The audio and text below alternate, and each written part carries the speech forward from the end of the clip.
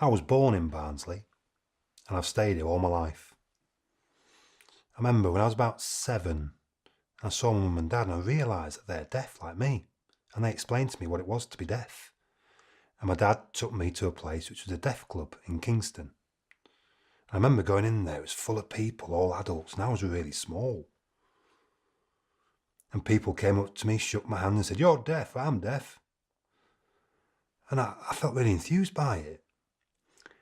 In about 1960, I remember, I used to go there regularly on a Saturday. It was usually on a Saturday. And I found it really interesting. I used to watch people play billiards, pool, bingo, and they had a cinema. It was an old-fashioned projector, not one of these modern things. It was an old-fashioned projector. There used to be tables all laid out and people were playing games, cards, dominoes. I used to go back to school during the week in Doncaster to the deaf school. I used to always have fond memories of thinking and really excited about going to the deaf club at the weekend. On a Friday night, I remember going back home and my dad said, "Come on, we're going to the indoor games." And that was things like darts, cribs, dominoes. I wasn't a player. I used to watch, and all the deaf men used to play against hearing people.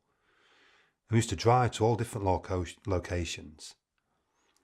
We'd drive to Rawmarsh, all kinds of places all over Barnsley. And I was a little boy and I was really excited watching these games. My dad used to take part. He played snooker and darts.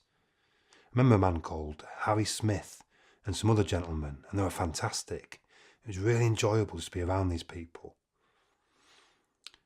And after the weekend, I have to go back to school in Doncaster, but I used to regularly look at the listed dates of the next events. But things started to change. My mum and dad got older, the membership dwindled, and then it stopped. The deaf club just stopped. There were some changes, and there were some problems. And the deaf club closed down and it moved. I must have been about 15. It moved to Broadway. And the game stopped. The indoor league stopped. I found it really sad.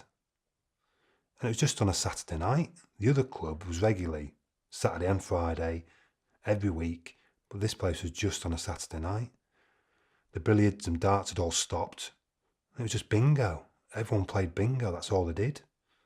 I wasn't really happy. The thing with Broadway, there's a man there called Mr. Chapman.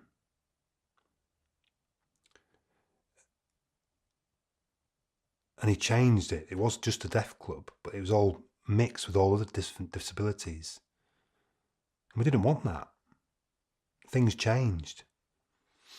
I eventually got married. I never went to the deaf club again after that. And after getting divorced, I had to find out where the deaf club was, and I was told it's at the cricket club.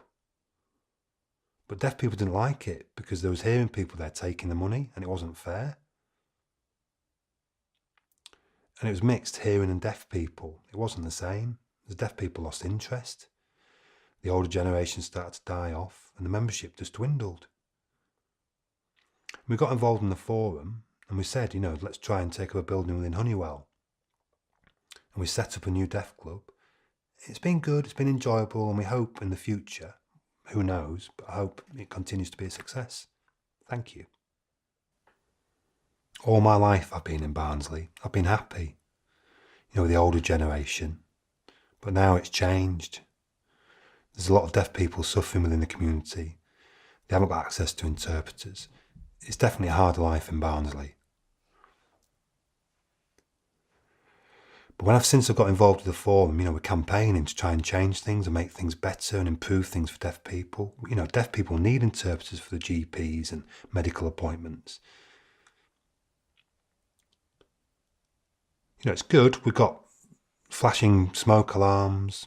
We've got access to the council for things within the home. That's okay. And we get support for that. There's always services like text services. So it is improving. It's better than before. But before we used to really suffer. And I know now it is going to improve in the future. Like I said before, life was hard. It used to be under the welfare. You used to get support from welfare. And that destroyed everything really when it stopped. We have to rely on interpreters, and we have to wait 2 to 3 weeks for an interpreter to be available.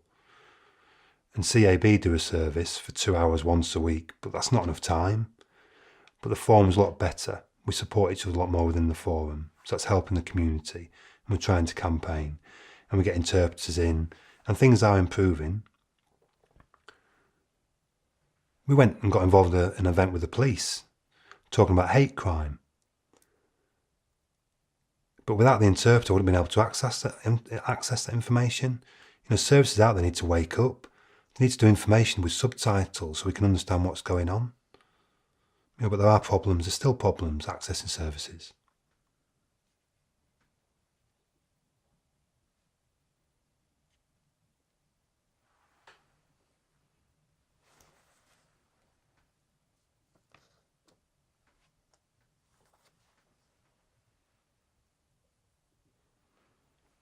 Home. Problems within the home. I can't access a telephone if in an emergency situation. And before I used to have a fax. I used to communicate with people with fax, but I'm not very good at English because it's not my first language, so people didn't really understand what I was writing. We can use text message now. But when I meet within the forum and someone comes from the council and a deaf person explains it, I've had to explain to them, deaf people communicate in British Sign Language, which is a different grammar structure to English. So when we try and type in English, it doesn't really make sense. So we need them to be more aware of deaf people's ability with English. It's not very good. Sometimes I might just put down tap, and that would mean tap needs to be repaired. And all we want is a reply saying, yep, somebody will be there at 2 o'clock. But in the past, I just keep waiting and waiting and waiting for a response. But mobiles do help to enable us to communicate with people. But there is that language barrier. Deaf people need doorbells. If people knew, ring the doorbell 3 times and the light flashes 3 times. Now we have vibrating pads that help. Some people forget about the vibrating pads. Someone rings the doorbell and it vibrates, so we know someone's at the door. We must keep these in our pocket. You don't need to take them out when you go out and about. It's just for within the home. It's linked to your doorbell, so it vibrates and someone presses it. Before, we used to have flashing lights. Someone ring the doorbell and then the lights would flash, but now they have these pages that vibrate. So that's a good change. If you go upstairs, it vibrates. You might not have a flashing light upstairs. You have to stay within one room where that one flashing light is. So that solved a problem.